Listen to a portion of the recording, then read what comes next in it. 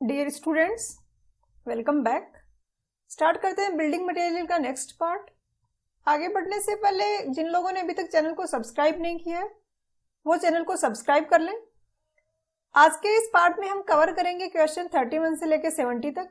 तो स्टार्ट करते हैं। क्वेश्चन 31 में पूछा है कि रिटेनिंग वॉल के कंस्ट्रक्शन में हम कौन से टाइप का स्टोन यूज करते हैं, कौन सी प्रॉपर्टी होनी चाहिए स्टोन में। तो रिटेनिंग वॉल में जो मेजर स्टेबलाइजिंग फोर्स होता है वो self weight of retaining wall होता है।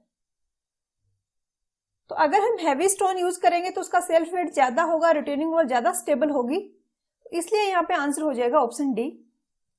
क्वेश्चन 32 में गिवन है कि कहीं पे हम स्टोन मैसनरी बना रहे हैं, उसमें जो स्टोन्स हम यूज कर रहे हैं वो स्ट्रेटिफाइड है। स्ट्रेटिफाइड है मतलब लेयर्स में बने हुए स्टोन्स है, जैसे कि सेडिमेंट्री रॉक में होता है। तो इसमें डायरेक्शन ऑफ प्रेशर जो है वो क्या होना चाहिए। तो स्ट्रेटिफाइड जो रॉक्स होती है वो कुछ इस टाइप से है। अब यहाँ पे दो ऑप्शन है हमारे पास कि हम जो लोडिंग लगा रहे हैं वो या तो इस डायरेक्शन में हो या फिर इस डायरेक्शन में हो। अगर इस डायरेक्शन में लगाएंगे तो ये प्लेन्स का जो बीच का जॉइंट है, ये लेयर्स का, ये एक वीक एरिया है, तो यहां से ये स्प्लिट हो सकता है। तो इसलिए हमारी टेंडेंसी होती है, जो प्रायोरिटी होती है वो ये होती है कि लोडिंग हम इस टाइप से लगाएं, परपेंडिकुलर, जो प्लेन ऑफ स्ट्रेटिफिकेशन है उसके परपेंडिकुलर हो। तो यहाँ पे आंसर हो जाएगा ऑप्शन ए। क्वेश्चन 33 पे इसी पे बेस्ड है कि अगर हम स्टोन्स को इस तरीके से प्लेस करते हैं कि जो डायरेक्शन ऑफ लोड है वो लेयर्स के पैरेलल है, तो अगर इस तरीके से हमने स्टोन्स यहाँ पे रखे हुए हैं कि जिस डायरेक्शन में जो प्लेन ऑफ स्ट्रेटिफिकेशन है ये वाला है, इसी डायरेक्शन में लोडिंग लग रही है। तो एक तो जैसा कि पिछले क्वेश्चन में मैंने बताया कि ये यहाँ से स्प्लिट हो सकता है क्योंकि जहां पे जॉइंट होता है वो एक वीक एरिया होता है। इसके अलावा ये मॉइस्चर से भी ज्यादा अफेक्ट होगा अगर इस तरीके से रखा जाएगा, क्योंकि अगर यहाँ पे मॉइस्चर है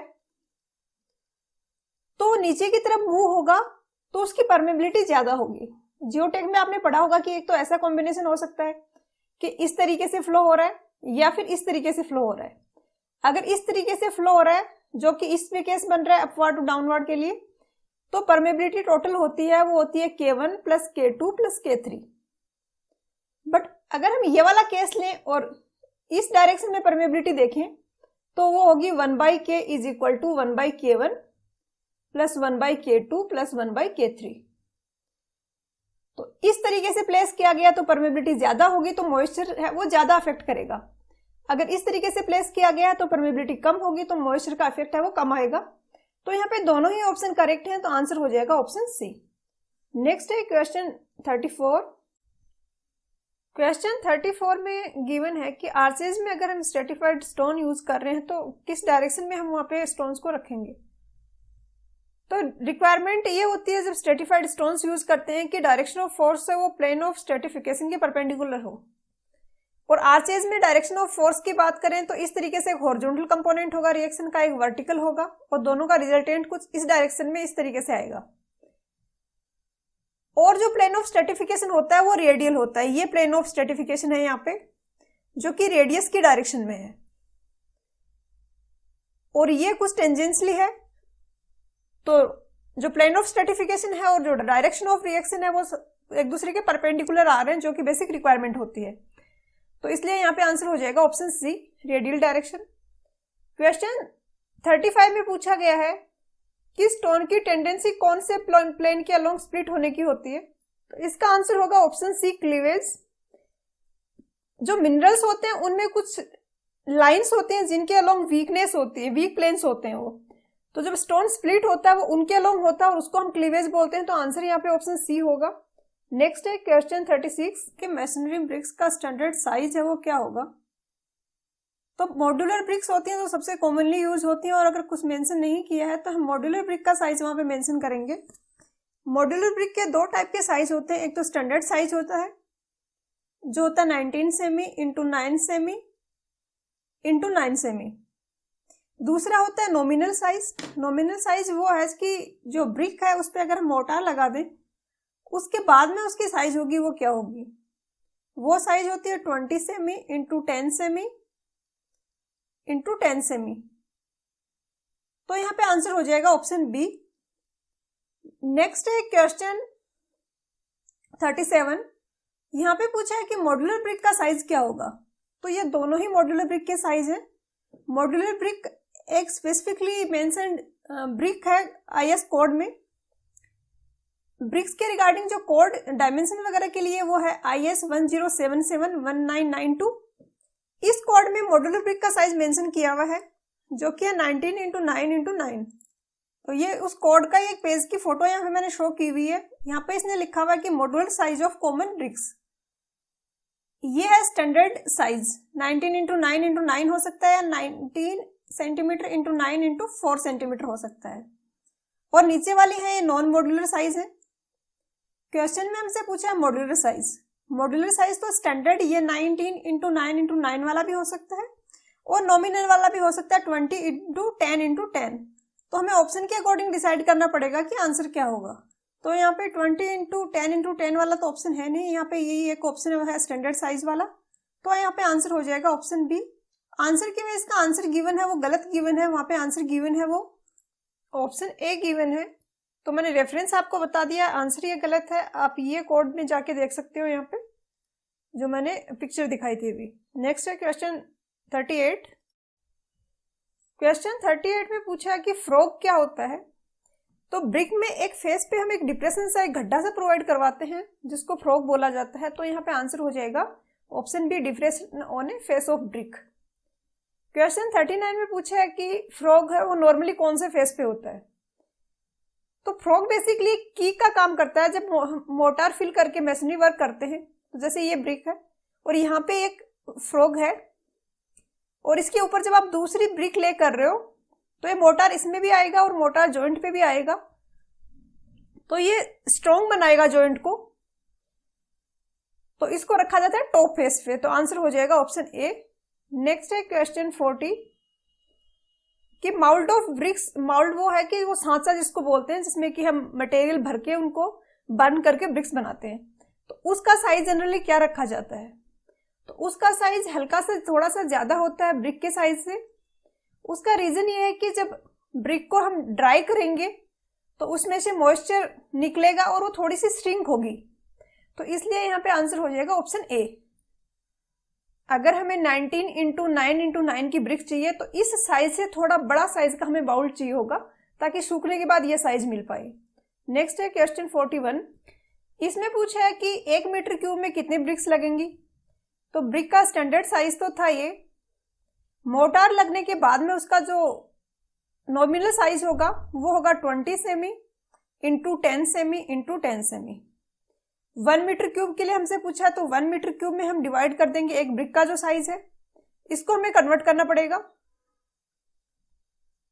100, 0.2 × 0.1 × 0.1। तो इसको यहाँ पे डिवाइड कर देंगे एक ब्रिक का जो साइज है। तो ये आ जाएगा 1000/2 500। आंसर हो जाएगा ऑप्शन डी। नेक्स्ट है क्वेश्चन 42। इसमें पूछा है कि फर्स्ट क्लास ब्रिक्स जो होती हैं उनकी कंप्रेसिव स्ट्रेंथ कितनी होनी, मिनिमम कितनी होनी चाहिए कंप्रेसिव स्ट्रेंथ। तो फर्स्ट क्लास ब्रिक्स जो होती है उनकी मिनिमम कंप्रेसिव स्ट्रेंथ होती है 10.5 Nm/mm²। और इसको अगर kg/cm² में करेंगे तो आएगा 1045 kg/cm²। तो यहाँ पे आंसर हो जाएगा ऑप्शन सी क्योंकि ये सबसे क्लोज है। नेक्स्ट है क्वेश्चन 43। इसमें पूछा है कि सेकंड क्लास ब्रिक के लिए स्ट्रेंथ कितनी होती है। तो सेकंड क्लास ब्रिक के लिए होती है 7 Nm/mm² जो कि आ जाएगा 70 kg/cm²। और ऑप्शन में देखें तो ऑप्शन ए सबसे ज्यादा क्लोज है, तो आंसर है ऑप्शन ए। नेक्स्ट है क्वेश्चन 44। यहाँ पे पूछा है कि फर्स्ट क्लास ब्रिक का वाटर एब्जॉर्प्शन कितना होता है। तो फर्स्ट क्लास ब्रिक का वाटर एब्जॉर्प्शन है वो 12 to 15% होता है। 15% से ज्यादा वो नहीं होना चाहिए, अदरवाइज वो फर्स्ट क्लास ब्रिक में नहीं कंसिडर की जाएगी। तो यहाँ पे आंसर हो जाएगा ऑप्शन बी, मैक्सिमम है वो 15% है। नेक्स्ट है क्वेश्चन 45। क्वेश्चन 45 में गिवन है कि जो गुड क्वालिटी की ब्रिक अर्थ होती है उसमें मेन इंग्रेडिएंट क्या होता है। तो इसमें मेन इंग्रेडिएंट होता है वो सिलिका होता है जो कि 50 to 60% होता है। इसके बाद एल्यूमिना होता है जो 20 to 30% होता है।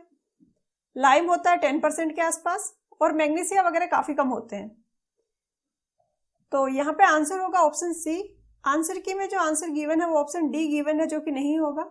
और इसका रेफरेंस तो किसी भी बुक में आपको मिल जाएगा जहां पे ब्रिक्स का कंपोजिशन गिवन है, वहां पे आपको ये रेफरेंस मिल जाएगा। नेक्स्ट है क्वेश्चन 46। यहाँ पे पूछा है क्ले और सिल्ट कंटेंट किसी गुड ब्रिक अर्थ में एटलीस्ट कितना % होना चाहिए।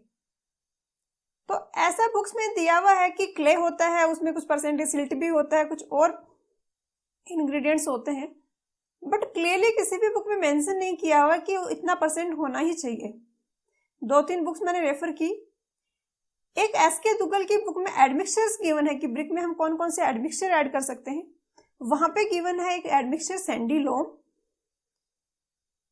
जिसमें गिवन है कि सैंडी लोम जो हम एज ए एडमिक्सचर यूज कर रहे हैं उसमें क्ले का परसेंटेज होना चाहिए 8 to 10%, सिल्ट का परसेंटेज होना चाहिए 30 to 50% और सैंड का होना चाहिए 40 to 60%। तो इसके हिसाब से देखें जो एडमिक्सचर ऐड कर रहे हैं उसमें 38% to 60% तक पॉसिबल है क्ले और सिल्ट मिला के, लेकिन ये तो एडमिक्सचर है, इसको हम क्ले में ऐड करेंगे तो बेसिकली 38% से तो ज्यादा ही होगा, क्योंकि एडमिक्सचर की थोड़ी क्वांटिटी होगी, क्ले की ज्यादा क्वांटिटी होगी। तो उस हिसाब से हम कह सकते हैं कि जो आंसर ए गिवन है वो करेक्ट है, बट क्लियर एक्सप्लेनेशन इसका नहीं मिला है। आप लोगों में किसी के पास ऐसी कोई बुक हो जिसमें कि ये गिवन हो परसेंटेज में एग्जैक्टली, तो आप मेंशन कर सकते हो नीचे कमेंट करके। नेक्स्ट है क्वेश्चन 47। क्वेश्चन 47 में गिवन है कि बुलनोज ब्रिक है वो हम कहाँ पे यूज नहीं कर सकते। तो अगर किसी ब्रिक के हम एक कॉर्नर को राउंड ऑफ कर दें तो इस टाइप से ये जो ब्रिक बनेगी इसको बोला जाता है बुलनोज ब्रिक, और कहीं पे हमें शार्प कॉर्नर नहीं चाहिए वहां पे हम बुलनोज ब्रिक यूज करते हैं। तो राउंडिंग ऑफ शार्प कॉर्नर्स में हम इसको यूज कर सकते हैं, डेकोरेशन पर्पज से भी कर सकते हैं, पिलर्स में भी कर सकते हैं अगर हमें कॉर्नर्स नहीं चाहिए तो, बट आरसीएस में हम इसका यूज नहीं कर सकते। तो आंसर हो जाएगा ऑप्शन डी। क्वेश्चन 48 में पूछा है कि सेकंड क्लास ब्रिक्स की कौन सी प्रॉपर्टी है। तो सेकंड क्लास ब्रिक्स जो होती हैं थ्रूली बर्न्ट होती हैं प्रॉपरली, डीप रेड या चेरी और कॉपर कलर होता है इनका, और जब हम दो ब्रिक्स को टकराते हैं आपस में तो एक मेटलिक साउंड आती है। ये जो लास्ट की प्रॉपर्टी है कॉमन है फर्स्ट क्लास और सेकंड क्लास ब्रिक में। तो यहाँ पे आंसर हो जाएगा वो ऑप्शन बी हो जाएगा। वेल बर्न्ट भी हो सकता था बट बी ज्यादा एक्यूरेट है यहाँ पे। नेक्स्ट है क्वेश्चन 49। यहाँ पे एक तो ये मिस्टेक है, झूम ब्रिक नहीं है, ये झामा ब्रिक्स है, JHAMA। जो ओवर बर्न्ट ब्रिक होती है, जो ज्यादा बर्न हो गई हैं, उनको बोला जाता है झामा ब्रिक। तो यहाँ पे आंसर हो जाएगा ऑप्शन बी। क्वेश्चन 50 में गिवन है कि अगर हम ब्रिक को इस तरीके से विड्थ के अलोंग कट करें कि उसकी लेंथ है वो फुल ब्रिक लेंथ जितनी ही रहे, तो ये होता है क्वीन क्लोजर। जो ये फर्स्ट वाला है ये क्वीन क्लोजर है जिसकी लेंथ तो सेम है बट विड्थ है, उस विड्थ के अलोंग हमने यहाँ पे कट कर दिया है। नेक्स्ट है क्वेश्चन 51। 51 में गिवन है कि वो पोर्शन ऑफ ब्रिक जिसका एक ट्रायंगुलर कॉर्नर नहीं है, ट्रायंगुलर कॉर्नर को हमने कट करके अलग कर दिया, उसके बाद जो बचेगा वो पोर्शन क्या कहलाता है। ट्रायंगुलर कॉर्नर हमने इस तरीके से कट किया है कि विड्थ का हाफ कट किया है और लेंथ का हाफ कट किया है, तो ये होता है किंग क्लोजर। एक डायग्राम देखते हैं, ये वाला है ये किंग क्लोजर है, लेंथ के अलोंग भी आधा ये पार्ट और विड्थ के अलोंग आधा, ये जो ट्रायंगल बन रहा है इसको हमने रिमूव कर दिया। क्वेश्चन 52 में गिवन है कि ब्रिक को हम इस तरीके से कट करें कि प्लान में जो एंगल्स बन रहे हैं वो अदर देन राइट एंगल हो। तो इस केस में जो पोर्शन ऑफ ब्रिक होगा उसको क्या बोलेंगे। तो ये थोड़ा सा कॉन्ट्राडिक्टरी है आंसर के में, इसका आंसर ऑप्शन डी गिवन है। क्लियरली तो इसका कुछ भी रेफरेंस नहीं मिल पाया है, बट दो स्ट्रॉन्ग रीजन है जिसकी वजह से यहाँ पे आंसर होगा वो ऑप्शन बी होगा। पहला रीजन ये है कि यहाँ पे इसने जो लैंग्वेज यूज की है पोर्शन ऑफ ब्रिक कट, ये यूज करते हैं जब क्लोजर की बात हो रही होती है, और स्क्विंट ब्रिक एक क्लोजर नहीं है। यहाँ पे भी इसने स्क्विंट क्लोजर नहीं लिखा है, स्क्विंट ब्रिक लिखा है। ये एक स्पेशल टाइप ऑफ ब्रिक है, डिफरेंट डिफरेंट शेप की हम ब्रिक बना सकते हैं, उसी में एक है स्क्विंट ब्रिक, और यहाँ पे ये स्पेशल शेप्ड ब्रिक्स गिवन है जिसमें कि ये स्क्विंट ब्रिक जो है वो ये भी गिवन है। तो कहने का मतलब ये है कि स्क्विंट ब्रिक एक स्पेशल मोल्ड होता है जिसमें इस शेप की ब्रिक बनती है, हम कोई उसको कट करके इस शेप का नहीं बनाते हैं। तो पहली बार तो बात तो ये कि क्वेश्चन में जो लैंग्वेज है उससे लग रहा है कि क्लोजर है, बट ये एक टाइप ऑफ ब्रिक है तो ये नहीं हो सकता क्योंकि ये टाइप ऑफ क्लोजर नहीं है।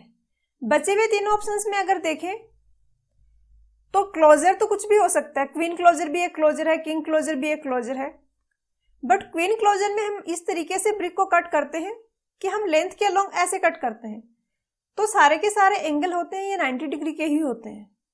बट किंग क्लोजर में हम कट करते हैं तो वो कुछ इस तरीके से होता है कि ऐसे कट किया, तो ये वाला एंगल भी 90 डिग्री नहीं है, ये वाला एंगल भी 90 डिग्री नहीं है। तो हो सकता है किंग क्लोजर के अलावा कोई दूसरा क्लोजर भी इसका आंसर, बट क्वेश्चंस में जो हमें ऑप्शंस गिवन है उसमें से जो बेस्ट आंसर है वो ऑप्शन बी होगा, क्योंकि बाकी कोई भी आंसर जो है वो कोई भी जो ऑप्शन है वो जो क्वेश्चन में गिवन है उन सारे क्राइटेरियाज को फुलफिल नहीं कर पा रहा है, तो यहाँ पे आंसर हो जाएगा वो ऑप्शन बी होगा। और ऑब्जेक्शन के लिए जो मैंने आपको एक्सप्लेन किया यही आप एक्सप्लेन कर सकते हो, डिफरेंट शेप वाला वो डायग्राम में वहां पे अटैच कर सकते हो साथ में। क्वेश्चन 53 में गिवन है कि रिफ्रैक्टरी ब्रिक्स होती हैं वो क्या रेजिस्ट करती हैं, तो रिफ्रैक्टरी ब्रिक्स होती हैं ये हाई टेम्परेचर को रेजिस्ट करती हैं, तो यहाँ पे आंसर हो जाएगा ऑप्शन ए। नेक्स्ट क्वेश्चन 54 में गिवन है कि रिफ्रैक्टरी ब्रिक्स को हम कहाँ पे यूज करते हैं, तो जो कंबस्टन चैम्बर होते हैं वहां पे हाई टेम्परेचर होता है और वहां पे हम रिफ्रैक्टरी ब्रिक्स को यूज करते हैं, तो यहाँ पे आंसर हो जाएगा ऑप्शन डी। क्वेश्चन 55 में गिवन है कि फायर क्ले जो होता है उसमें मोस्टली क्या कंटेन होता है, तो फायर क्ले का जो प्राइमरी कॉन्स्टिट्यूएंट होता है वो होता है हाइड्रेटेड एल्यूमिनियम सिलिकेट, तो यहाँ पे आंसर हो जाएगा ऑप्शन सी। नेक्स्ट है क्वेश्चन 56। क्वेश्चन 56 में गिवन है कि रिफ्रैक्टरी ब्रिक्स होती हैं वो किस टाइप की होती हैं, तो रिफ्रैक्टरी ब्रिक्स तीनों टाइप की होती है, न्यूट्रल भी होती है, एसिड रिफ्रैक्टरी भी होती है, बेसिक रिफ्रैक्टरी भी होती है। जहाँ पे स्लैग होता है वो एसिड है और एटमॉस्फेयर एसिडिक है, वहां पे एसिड रिफ्रैक्टरी यूज की जाती है। जहाँ पे स्लैग की बेसिक प्रॉपर्टीज है वहां पे बेसिक रिफ्रैक्टरी यूज किया जाता है, और न्यूट्रल रिफ्रैक्टरी है ये दोनों ही एटमॉस्फेयर को रेजिस्ट कर लेता है। तो जहाँ पे हमें सेपरेट करना होता है एसिड और बेस वाली रिफ्रैक्टरी लेयर्स को, वहां पे हम न्यूट्रल रिफ्रैक्टरी ब्रिक्स जो ब्रिक्स है उसकी लेयर लगा देते हैं, तो यहाँ पे आंसर हो जाएगा ऑप्शन डी। क्वेश्चन 57 में गिवन है कि सीवर पाइप्स होते हैं वो कौन से मटेरियल की बनी होती हैं, तो जो ऑप्शन है उनमें एक तो है रिफ्रैक्टरी, तो ये तो हम हाई टेम्परेचर के लिए यूज करते हैं। अर्थनवेयर और टेराकोटा दोनों ही उतने स्ट्रॉन्ग नहीं होते हैं।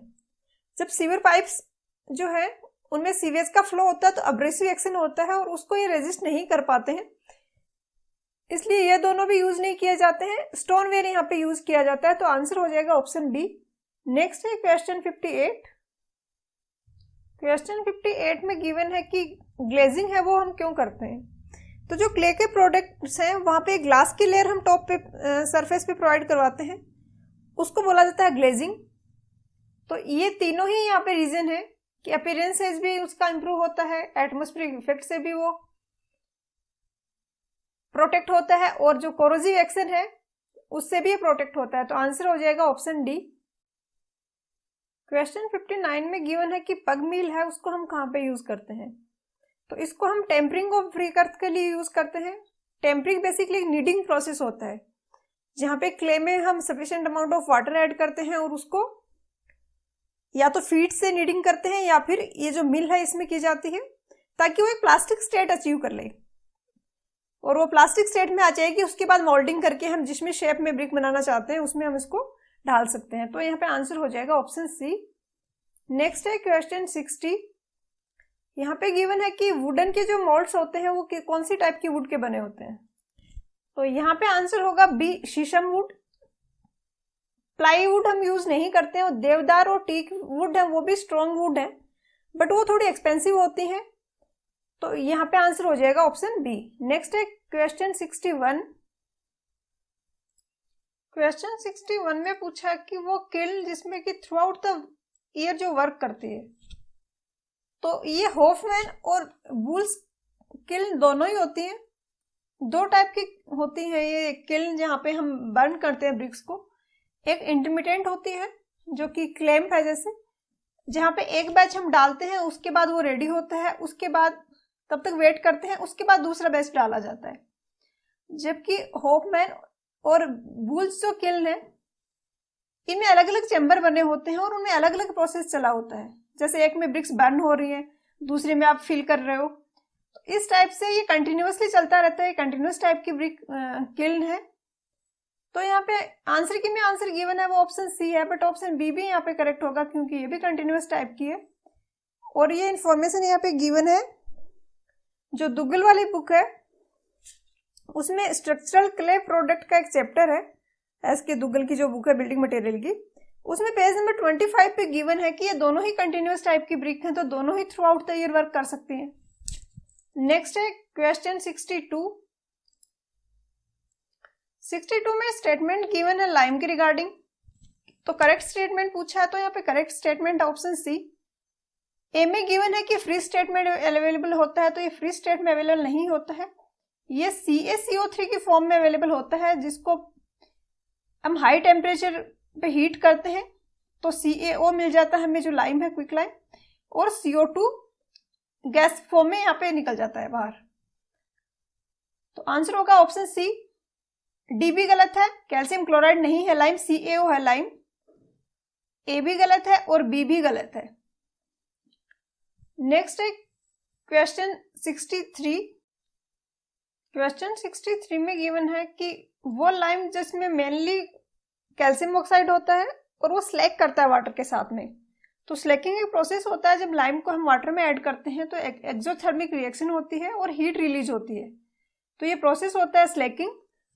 और ये होता है जब CaO को हम वाटर में ऐड करते हैं तो CaOH ट्वाइस यहाँ पे बनता है और यहाँ पे हीट रिलीज होती है, तो ये CaO होता है क्विक लाइम, तो यहाँ पे आंसर हो जाएगा option be quick lime. Next है क्वेश्चन 64। क्वेश्चन 64 में गिवन है कि वो लाइम जिसमें high percentage of calcium oxide होता है उसको जनरली क्या बोला जाता है। तो ये फैट लाइम भी होता है, रिच लाइम भी इसी का नाम है, प्योर लाइम और व्हाइट लाइम भी इसी का नाम है। यहाँ पे आंसर गिवन है वो ऑप्शन डी गिवन है, बट यहाँ पे आंसर होगा वो होगा ऑल ऑफ द, डी में होगा ऑल ऑफ द अबव और फिर आंसर डी होगा। और ये बुक में भी गिवन है, बिल्डिंग मटेरियल की जो एस के दुग्गल की बुक है वहां पे चैप्टर नंबर 8 में पेज नंबर 199 पे गिवन है कि फैट लाइम है उसमें हाई कैल्शियम ऑक्साइड कंपोनेंट होता है, तो ये प्रूव हो गया जो यहाँ पे लिखा है, मतलब फैट लाइम ही है। और दूसरा यहाँ पे पेज नंबर 197 में जहाँ पे इसने फैट लाइम को एक्सप्लेन किया है वहां पे इसने लिखा हुआ है कि फैट लाइम भी यही है और रिच लाइम भी यही है और व्हाइट लाइम भी इसी को बोला जाता है, तो आंसर होगा option D, but all of the above होगा यहाँ पे डी में। नेक्स्ट है क्वेश्चन 65। यहाँ पे गिवन है कि लाइम की वो प्रॉपर्टी जिसके कारण वो अंडर वाटर सेट होता है मतलब स्ट्रेंथ गेन करके हार्ड हो जाता है, तो ये होता है हार्डलिसिटी। अंडर वाटर जो होता है स्ट्रेंथ उसकी वाटर के साथ में वो होती है हार्डलिसिटी, तो आंसर होगा ऑप्शन सी। क्वेश्चन 66 में गिवन है कि कहीं पे कोई अंडर वाटर स्ट्रक्चर कंस्ट्रक्ट करना है तो कौन सा लाइम यूज करेंगे। तो जहां पे अंडर वाटर की बात आती है वहां पे होता है हार्डलिक लाइम, और जो प्रॉपर्टी होती है ये जिसके कारण ये सेट होता है ये आती है हार्डलिसिटी। क्वेश्चन 67 में गिवन है कि पोजोलाना और सुर्खी होती है ये लाइम में क्यों ऐड की जाती है। तो जो बर्न्ड ब्रिक है उनको अगर हम पाउडर फॉर्म में क्रश करके कन्वर्ट कर लें तो उसको हम बोलते हैं सुर्खी, और इसको हम ऐड करते हैं लाइम के साथ में क्योंकि ये एनहांस करता है जो हार्डलिक प्रॉपर्टी है लाइम मोटार की उसको, प्लस इसके साथ में ये इकोनॉमिक भी रहता है क्योंकि ये लाइम के कंपेरेटिवली सस्ता पड़ता है। तो यहाँ पे वैसे देखा जाए तो ए और सी दोनों ही हो सकते हैं, बट अगर एक आंसर आपने एग्जाम में टिक करना हो तो ए ज्यादा इंपॉर्टेंट है क्योंकि मेन रीजन हमारा यही है कि हमें हार्डलिक प्रॉपर्टीज को इंक्रीज करना है। वो दूसरा रीजन इकोनॉमी वाला उसका लेस इंपॉर्टेंट रीजन है, तो यहाँ पे आंसर होगा ऑप्शन ए। नेक्स्ट है क्वेश्चन 68। क्वेश्चन 68 में यहाँ पे स्टेटमेंट गिवन है और करेक्ट स्टेटमेंट को यहाँ पे पिक करना है। ए में गिवन है कि क्विक लाइम को हम ऑब्टेन करते हैं जब हम बर्न करते हैं प्योर लाइमस्टोन को, तो यही होता है CaCO3 को अगर हम बर्न करते हैं तो हमें CaO मिल जाता है और CO2 है वो गैस फॉर्म में निकल जाता है बाहर। ऑप्शन बी में गिवन है कि हार्डलिक लाइम है वो हम ऑब्टेन करते हैं जब हम उस लाइमस्टोन को बर्न करते हैं जिसमें 5 to 30% क्ले है। तो ये स्टेटमेंट भी करेक्ट है हार्डलिक लाइम के रिगार्डिंग। सी में गिवन है कि पूर लाइम जो होता है उसको ऑब्टेन करने के लिए हमें लाइमस्टोन को बर्न करना होता है और जो लाइमस्टोन होता है उसमें मोर देन 5% इम्प्योरिटीज होती हैं। तो इसमें बेसिकली इम्प्योरिटीज जो होती है वो 30% या इससे ज्यादा भी हो सकती हैं। तो ये 5% से ज्यादा भी होगा, तो सी का स्टेटमेंट भी यहाँ पे करेक्ट है। तो आंसर हो जाएगा ऑप्शन डी। नेक्स्ट है क्वेश्चन 69। नेक्स्ट है क्वेश्चन 69। यहाँ पे पूछा है कि स्लैकिंग ऑफ लाइम किससे अफेक्ट होता है। बेसिकली यहाँ पे ऐसा लग रहा है कि इन्होंने दो क्वेश्चन है वो मिक्स कर दिए। एक क्वेश्चन था कि स्लैकिंग ऑफ लाइम होता क्या है और दूसरा शायद पूछना था कि स्लैकिंग ऑफ लाइम हो किससे अफेक्ट होता है। स्लैकिंग ऑफ लाइम होता है जब लाइम को हम वाटर में इमर्ज करते हैं तो एक एक्सोथर्मिक रिएक्शन होता है और जो CaO था वो CaOH ट्वाइस की फॉर्म में कन्वर्ट हो जाता है जिसको हम लाइम वाटर भी बोलते हैं और वाटर है उसका टेम्परेचर काफी इंक्रीज हो जाता है। तो ये प्रोसेस होता है स्लैकिंग। तो अगर पूछा जाए स्लैकिंग क्या है तो उसके हिसाब से तो आंसर होना चाहिए option B emerging the lime in water, ये स्लैकिंग है। अगर पूछा जाए किससे अफेक्ट होता है तो वहां पे फैक्टर आएगा कि वो अगर हम एयर में एक्सपोज कर रहे हैं तो उससे भी इफेक्ट होगा। उसके दो रीजन है, एक तो वो CO2 ऑब्जर्व करेगा एटमॉस्फेयर से और वो CaCO3 में कन्वर्ट हो जाएगा। दूसरा वो मॉइस्चर भी ऑब्जर्व करेगा एटमॉस्फेयर से और CaOH ट्वाइस में कन्वर्ट हो जाएगा। मतलब कुछ पार्ट है वो हम स्लैकिंग करेंगे एक्चुअल में, उससे पहले ही उसकी स्लैकिंग हो गई है। क्रैशिंग द लाइम लम्प्स भी यहाँ पे फैक्टर है जो अफेक्ट करता है। उसका रीजन ये है कि जितना ज्यादा फाइन फॉर्म में पाउडर फॉर्म में लाइम होगा क्रश किया हुआ तो उसको सरफेस एरिया ज्यादा मिलेगा एटमॉस्फेरिक एयर के साथ में रिएक्ट करने के लिए। जैसा कि हमने पढ़ा था सुपर फाइन जो सीमेंट होती हैं वो बहुत जल्दी मॉइस्चर अब्जॉर्ब कर लेती हैं तो उसको हम बहुत लंबे टाइम तक स्टोर करके नहीं रख सकते। तो वैसा ही कुछ इसमें है कि अगर लाइम को लम्प्स को हमने क्रश कर दिया तो सरफेस एरिया बढ़ गया और ज्यादा एरिया मिलेगा रिएक्ट करने को, तो जो एटमॉस्फेयर के इफेक्ट हो रहे थे वो अब और ज्यादा होंगे। तो यहाँ पे आंसर ऑप्शन बी गिवन है, बट बी आंसर इसका है कि स्लैकिंग ऑफ लाइम है वो क्या होता है। नेक्स्ट है क्वेश्चन 70। यहाँ पे पूछा है कि लाइम मोर्टार जो हम बनाते हैं वो कौन से टाइप के लाइम से बनता है। क्वेश्चन 70 में गिवन है कि लाइम मोर्टार होता है वो जनरली कौन से टाइप के लाइम से बना होता है। तो यहाँ पे आंसर होगा hydraulic lime, option C. Fat lime भी हम कर सकते हैं यूज, बट फैट लाइम को एयर भी चाहिए सेट होने के लिए। तो अगर कहीं पे जैसे ब्रिक मैसनरी में हम यूज कर रहे हैं तो वहां पे हार्डलिक लाइम ही बेस्ट रहता है क्योंकि ये जल्दी स्ट्रेंथ गेन कर लेता है फैट लाइम के कंपेरेटिवली। और फैट लाइम के जैसे इसको एयर की रिक्वायरमेंट नहीं होती, CO2 नहीं रिक्वायर्ड होता इसको सेट होने के लिए। तो यहाँ पे आंसर हो जाएगा ऑप्शन सी। तो आज के लेक्चर वीडियो में इतना ही, मिलते हैं नेक्स्ट वीडियो में। All the best.